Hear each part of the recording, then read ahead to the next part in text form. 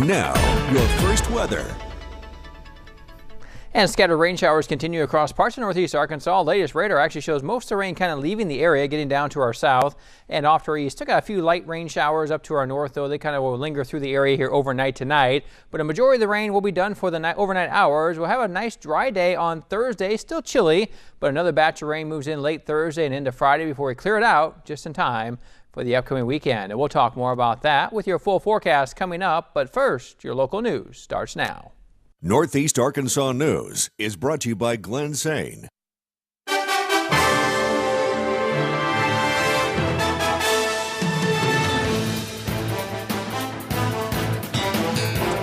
Good evening and thanks for joining us for your Northeast Arkansas Late News. I'm Josh Egbert. Meredith has the night off. In just 2 days, 5 people have been shot in the city of Jonesboro. Jonesboro police were called out to Galaxy Street and National around 6 o'clock this evening for a reported shooting. JPD Sergeant Lyle Waterworth says 4 people were taken to the hospital with gunshot wounds. At this time, they are looking for 2 unidentified suspects. JPD is still working on getting more details. Anyone with information is encouraged to call JPD, or if they want to remain anonymous, to call Crime Stoppers at 870-935-STOP. We'll, of course, continue to follow the story and bring you any new developments.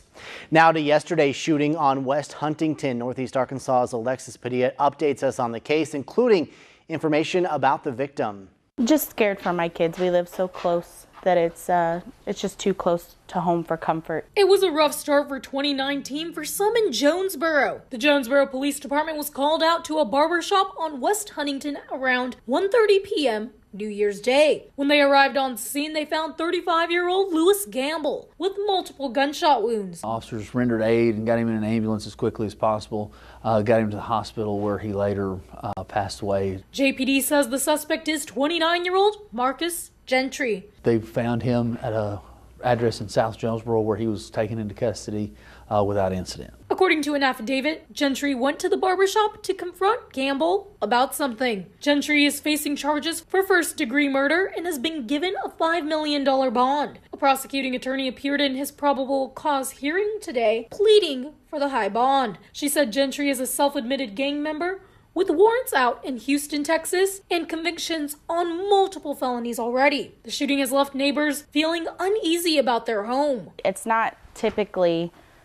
dangerous, but I mean, just a couple of weeks ago there was a drive-by at the same place. Those things are worrisome, and that's why we're looking for a different place. They are warning people to be careful. You better watch your back and be extra careful, because you never know now what's going to happen. For Northeast Arkansas News, I'm Alexis Padilla. Gentry will be in court again on January 31st. Workers from Big Unc's Barbershop say that they will be having a candlelight vigil for Gamble tomorrow night at 6 p.m. Well, a new year means new laws. 2 of the biggest changes, including the minimum wage increase and reduction in grocery store taxes. Northeast Arkansas residents are expected to reap the rewards for more spending dollars. The Arkansas grocery tax reduced from 1.5% to 0.125%. The tax applies to nearly all grocery items with the exception of alcohol and other specialties. According to legislators, this won't negatively impact grocery store chains. Minimum wage has bumped up from $8.50 to $9.25 an hour. If they have more money, then they're going to spend more money. They're going to go out and they're going to buy things that they need that they couldn't afford before, or things that they might want. What that does is that stimulates our economy, because that money turns over in the economy. Representative Ladyman believes that the minimum wage increase will be beneficial for those working in food and retail. He says legislators will watch to see if higher overhead costs will be passed on to consumers. Craighead County Judge Marvin Day will be the first county judge to serve a 4-year term and says there is a lot to accomplish. Northeast Arkansas's Simone Jamison has more. Marvin Day was officially sworn in as Craighead County Judge on January 1st. He's getting intentional about making improvements to county infrastructure and criminal justice system, calling for upgrades to the county courthouse on South Main Street in Jonesboro. Our courthouse was built in the late 80s, and the community's grown. You know, we're almost, well, I guess a little over 30 years since our last expansion to our facilities. It's probably the right time for us to really look at what needs to be done and make a long-term plan for where we are and where we need to be. Those plans include expanding the courtroom, holding 275 people at maximum. Judge Day says the initiative to remodel the county courthouse comes after receiving multiple complaints of there not being enough space inside the courtroom or enough personnel to handle the flow of traffic in this building. He says now plans are in the works to form a special committee addressing those needs directly. County officials applied for a historic preservation grant to restore the old courthouse last fall. Giving the new courthouse on West Washington Avenue a makeover is also on their agenda. Day stresses his focus for all changes is using tax dollars efficiently. We're going to really try to better understand a more efficient way for us to manage our court system that the county and other entities involved with that can afford. For Northeast Arkansas News, I'm Simone Jameson. Plans are also underway to expand the Craighead County Jail. No timeline or budget has been set for those upgrades.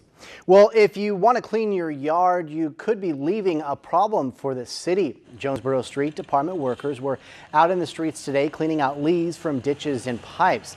The street department is asking for people to take a look at how they clean their yard waste.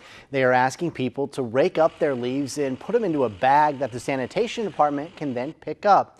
Street Department Director Steve Tippett says raking your leaves into the curb or drains is actually detrimental for flooding. When we get these heavy rains like we've been having, it washes out in the gutters and gets in our storm drains and stops our ditches up. And that causes us, every time it rains, we have to get out and actually have crews run drains and unstop the pipes to keep people from flooding. Tippett says every little bit helps make their job easier. In health news tonight, new studies are showing a link between practicing mindfulness and weight loss. Participants who attended mindfulness lessons while trying to lose weight were found to be more successful than those who didn't. On average, participants who took the mindfulness course lost 6.3 more pounds than those who didn't. And those who did also reported having a healthier attitude toward food, as well as boosted self-esteem and confidence. According to the World Health Organization, at least 2.8 million people die each year due to conditions linked to being overweight or obese. Weight gain and obesity are caused by eating incorrectly for long periods, which is often triggered by behaviors like emotional eating, binge eating, and yo-yo dieting. Well, the stock market kicking off 2019 on a sour note. This as big technology companies took more losses. Apple and Amazon each fell about 2% in early trading today, as did Microsoft. Netflix tumbled 3.5%. Markets were closed Tuesday for New Year's Day. Stocks are coming off their worst year in a decade as investors worry about slowing global economic growth and trade tensions between the U.S. and China. Well, Tesla is cutting prices of its 3 vehicles by $2,000. The company making the move to help customers handle the gradual phase out of federal electric vehicle tax credits. On January 1st, the federal credit for Tesla buyers dropped from $7,500 to a little under $4,000. This will gradually be phased out this year. The company's sales included almost 146,000 Model 3 lower priced cars and another 99,000 of the more expensive Model S sedan and Model X SUV.